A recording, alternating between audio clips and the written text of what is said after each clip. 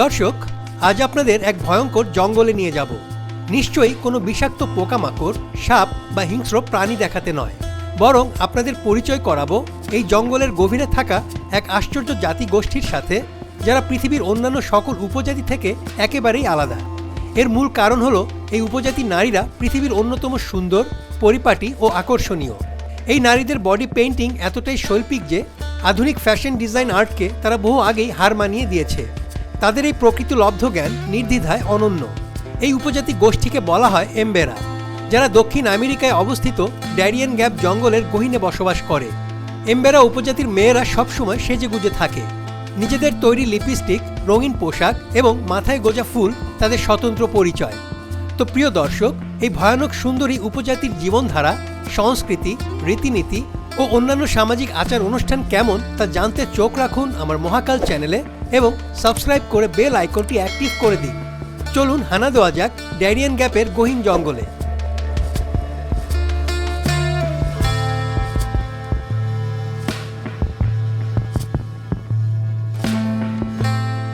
মধ্য আমেরিকার ছোট একটি দেশ পানামা, যা উত্তর ও দক্ষিণ আমেরিকাকে সংযুক্ত করেছে। দেশটির দক্ষিণ পূর্ব অংশে আছে ড্যারিয়েন প্রদেশ। এই প্রদেশের সীমান্ত দক্ষিণে গিয়ে মিশেছে কলম্বিয়ার সীমানার সাথে। ড্যারিয়েন অঞ্চলটি মূলত বিশ্বের অন্যতম দুর্গম ও বিপজ্জনক এলাকা ড্যারিয়েন গ্যাপ হিসেবে পরিচিত। এখানে আছে ঘন গ্রীষ্মমণ্ডলীয় রেইন ফরেস্ট, প্রবল নদী, খাড়া পাহাড় আর বন্য প্রাণী।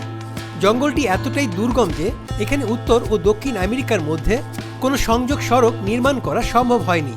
বিখ্যাত প্যান আমেরিকান হাইওয়ে এখানে এসে থেমে গেছে। আর এই দুর্ভেদ্য জঙ্গলেই বাস করে বিস্ময়কর এমবেরা উপজাতি, যারা শতাব্দীর পর শতাব্দী ধরে গহীন প্রকৃতির সাথে মিলেমিশে জীবনযাপন করছে। এমবেরা ট্রাইবের গ্রামগুলো সাধারণত নদীর ধারে বা উঁচু জমিতে ছড়িয়ে ছিটিয়ে গড়ে উঠেছে। খুঁটির উপর উঁচু বাঁশের ঘর, পাতার ছাউনি, নদীর ধারে বাঁশের নৌকা, জঙ্গলের ফলমূল, শিকার সবই তাদের দৈনন্দিন জীবনের অবিচ্ছেদ্য অংশ। কলম্বিয়া ও পানামা এই দুই দেশ মিলে বর্তমানে এমবেরা উপজাতির মোট সংখ্যা প্রায় 2,40,000।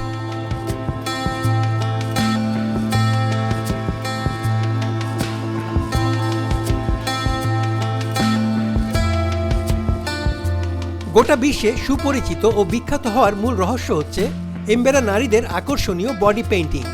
তাদের দেহ শুধু শরীর নয়, এ যেন এক জীবন্ত ক্যানভাস, যেখানে তুলির আঁচড়ে ফুটে ওঠে প্রকৃতির রং।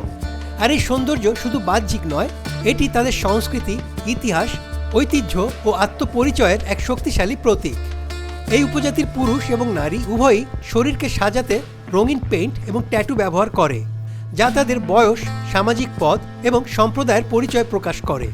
প্রতিটি প্যাটার্ন, প্রতিটি ট্যাটুর মধ্যে লুকিয়ে আছে শতাব্দীর ইতিহাস, প্রাচীন বিশ্বাস এবং অনন্য কাহিনী। নারীদের রঙিন পোশাক, প্রকৃতির অলংকার এবং দেহসজ্জার প্রতিটি রঙের সমন্বয় যেন তাদের প্রাচীন ঐতিহ্যের গল্প বলে।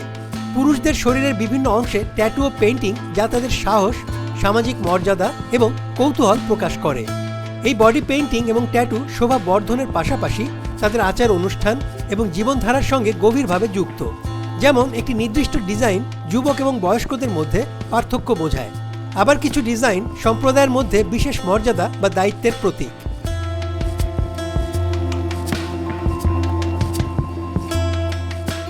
প্রকৃতির রং ও স্থানীয় উপকরণ দিয়ে তৈরি এই দেহসজ্জা এমবেরা উপজাতিকে প্রাণবন্ত, রহস্যময় এবং আকর্ষণীয় করে তোলে।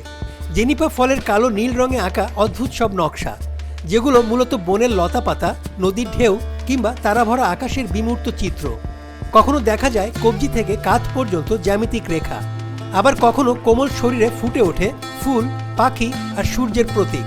তাদের হাসি ঠিক যেন উষালগ্নের মায়াময় আলো, আর শরীরে আঁকা নকশা যেন বয়ে চলা নদীর প্রবাহ। তারা প্রকৃতির বুক থেকে উঠে আসা জীবন্ত ভাস্কর্য। তাদের এই বডি আর্ট শুধু সৌন্দর্যের সাজ নয়, বরং আনন্দ, উৎসব আর আধ্যাত্মিক সংযোগের প্রতীক।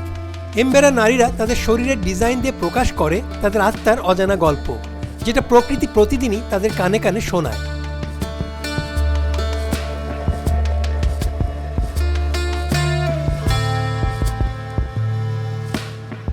এমবেরা নারীরা সাজসজ্জার এসব জিনিস জঙ্গলের উপকরণ দিয়ে নিজেরাই হাতে বানায়। সবই প্রাকৃতিক, এমনকি রঙও, যা গাছের শেকড় আর পাতা দিয়ে তৈরি করা হয়। হলুদ রং হলুদ দিয়ে, লাল রং এক ধরনের ফল থেকে, মেটে রং কোকোব্লো থেকে আর কালো রং এক ধরনের মাটি থেকে তৈরি করা হয়। তারা শহরে বিক্রির জন্য বিভিন্ন রকম মালা তৈরি করে। পরিধেয় পোশাক নিজেরাই হাতে বানায়। পোশাকের সাথে কয়েন যোগ করা হয় যেন নাচের সময় এটা শব্দ করে। তারা হাতের ব্রেসলেটকে হুরা হুরা নামে ডাকে। কঞ্চিতা হলো তাদের মালা, আর কানের দুলের নাম চিদি চিদি। নারীরা তাজা ফুল মাথায় দেয়। ফুল বা মালা মাথায় আটকে রাখার জন্য এর পেছনে সেলাই করা বন্ধনী ব্যবহার করে। তাদের পরনের নিচের পোশাকটির নাম পারুমা। আগে কুকুয়া নামক গাছের ছাল পরত, কিন্তু বর্তমানে পারুমা কুকুয়ার স্থান দখল করে নিয়েছে। মজার ব্যাপার হলো এসব হস্তশিল্প তারা পর্যটকদের কাছে বিক্রি করে অর্থ উপার্জনও করে।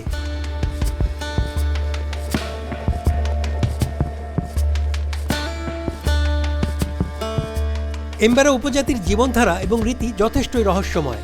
তাদের লোককাহিনী একেবারে রূপকথার মতো। তারা বিশ্বাস করে জঙ্গল, নদী ও পাহাড়ের প্রতিটি উপাদান জীবিত এবং তাদের সঙ্গে ওতপ্রোতভাবে সম্পর্কিত। কেউ যখন কোনো গুরুত্বপূর্ণ কাজ করে তখন সে জঙ্গলের শক্তি ও প্রকৃতির প্রতি শ্রদ্ধা জানায়। তাদের প্রতিটি আচার অনুষ্ঠান, উৎসব এবং দৈনন্দিন কর্মকাণ্ড প্রাচীন বিশ্বাস ও কাহিনীর উপর ভিত্তি করে গড়ে উঠেছে। মৃতদের প্রতি তাদের শ্রদ্ধা প্রদর্শনের নিয়মও অনন্য। তারা মৃতদের স্মৃতিকে জীবিত রেখে তাদের সম্মান জানায়।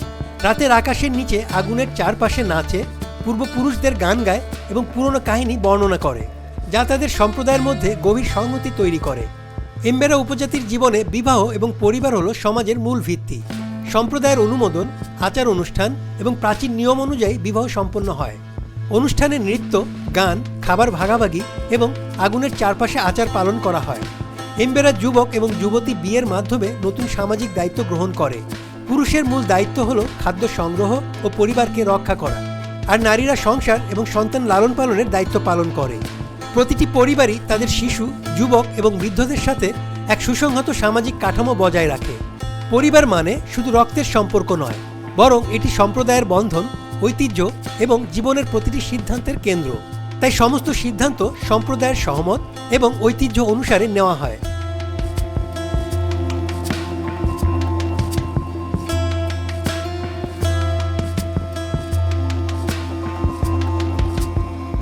এমবেরা উপজাতির প্রধান খাদ্য হলো মাছ, শিকারী প্রাণী এবং বনজ ফল। নদীতে মাছ ধরা, জঙ্গলে শিকার করা এবং ফলমূল, বাদাম বা উদ্ভিদ সংগ্রহ করা তাদের দৈনন্দিন কাজ। অল্প পরিসরে তারা কৃষিকাজও করে, যেমন ধান, বিভিন্ন শস্য ও সবজি। তাদের দিন শুরু হয় সূর্যোদয়ের সাথে সাথে। পুরুষরা নদী ও জঙ্গল থেকে খাদ্য সংগ্রহ করে। তারা মাছ শিকারে অত্যন্ত পটু, এমনকি গাছে চড়তেও পারদর্শী। যে কোনো উঁচু গাছ থেকে তারা ফল পারে। এটা এমরা গাছ। এই এমরা ফলের রস থেকেই তারা ট্যাটুর কালি বানায়। আর নারীরা সাধারণত বাড়িতে রান্নাবান্না ও গৃহস্থালির কাজ করে। বনে রঙিন ঝুড়ি, মালা আর হাতের কাজের অলংকার। তারা যেহেতু ঘন বন, নদী এবং পাহাড়ে বাস করে, তাই প্রতিটি দিন তাদের জন্য একটি নতুন চ্যালেঞ্জ নিয়ে আসে। খাদ্য, আশ্রয় এবং জীবিকা সবই তারা জঙ্গলের সাথে ঘনিষ্ঠ সম্পর্ক বজায় রেখে সংগ্রহ করে। তারা প্রতিটি কাজ সম্প্রদায়ের মধ্যে মিলেমিশে করে। এই সমন্বয় তাদের জীবনকে টেকসই, সুসংগঠিত এবং শক্তিশালী করে তোলে।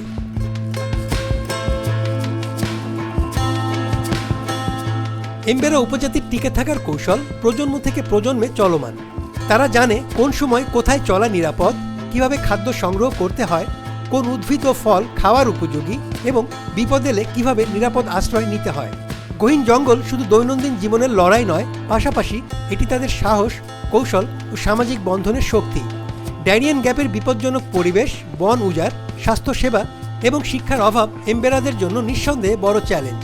তারা আমাদের শেখায় কিভাবে প্রকৃতির সাথে মিলেমিশে টিকে থাকা যায়, সামাজিক বন্ধনকে শক্তিশালী করা যায় এবং ঐতিহ্যকে সংরক্ষণ করা যায়।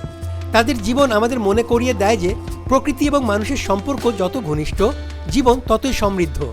প্রিয় দর্শক, কেমন লাগলো এমবেরা উপজাতির অনন্য শৈল্পিকতা ও জীবনাচরণ সম্পর্কে জানতে?